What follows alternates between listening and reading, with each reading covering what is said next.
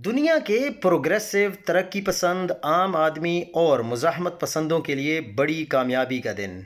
Trump نے زہران ممدانی کو کون سی ایسی دھمکی دی جو نہ لگائی ہو؟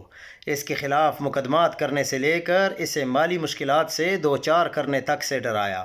ممدانی کی اپنی سیاسی جماعت ڈیموکریٹک پارٹی کے کئی لوگ بھی اس کے خلاف ہو گئے۔ ممدانی نے نیتن یاہو کو گرفتار کرنے کا اعلان کیا۔